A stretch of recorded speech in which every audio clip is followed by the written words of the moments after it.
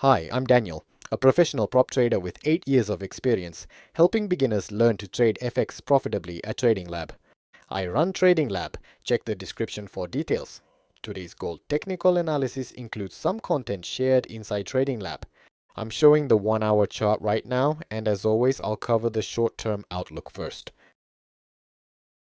As I mentioned in the previous outlook, price held above the key level, forming a buy setup and pushing into an upswing with a monthly gap up this week. Including this area, price has shifted to the upside, updating the most recent swing high. So under corrective wave theory, we now have an uptrend structure, giving us a bullish bias. So this first corrective pullback against the initial rally came in quite deep, which is exactly the kind of price structure we need to be aware of going forward. Now, with the short-term outlook covered, let's move into the full detailed analysis, starting from the higher time frame view as we always do. For gold, the first thing we need to understand is this large sideways consolidation range that's currently forming on the chart.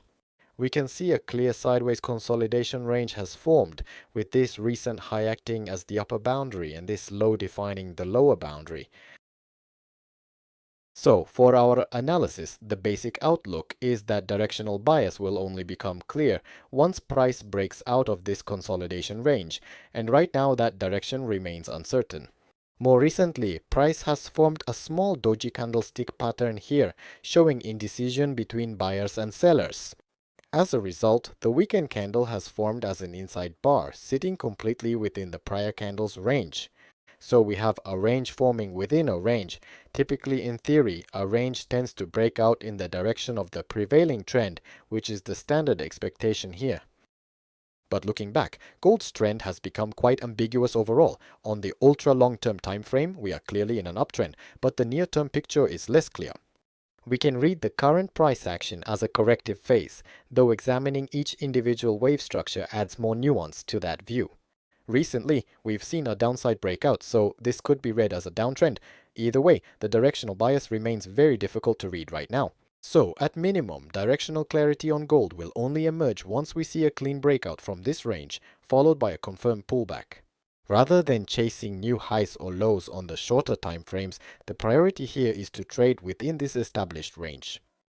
So, building a strategy that focuses on trading within this internal range is the right approach. Alright, that covers the cooling phase, so now let's move on and analyze the 1H chart time frame together.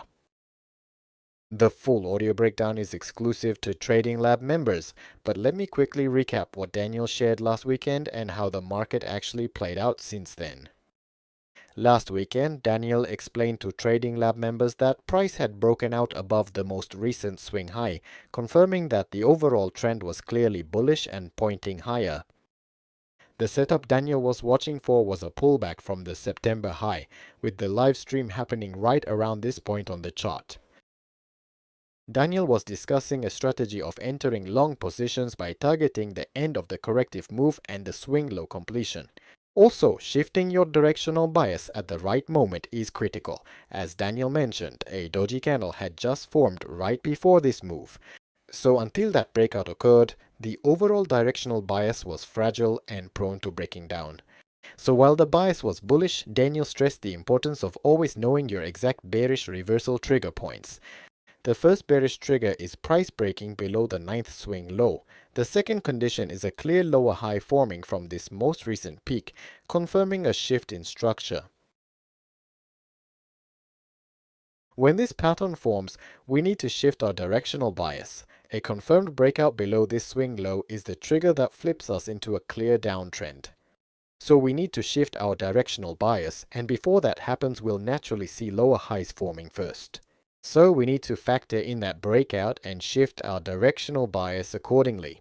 Looking back at how last week's market actually played out in the end, after the Tokyo session, the London session candles were completely overlapping, lacking any clear direction, but heading into the London close, a clear buy setup began forming.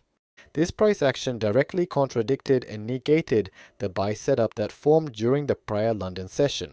The price broke upward with a strong gap, and this candle pattern confirmed the end of the corrective swing while fully respecting and holding that candle's support level. So this played out exactly as the Trading Lab scenario predicted.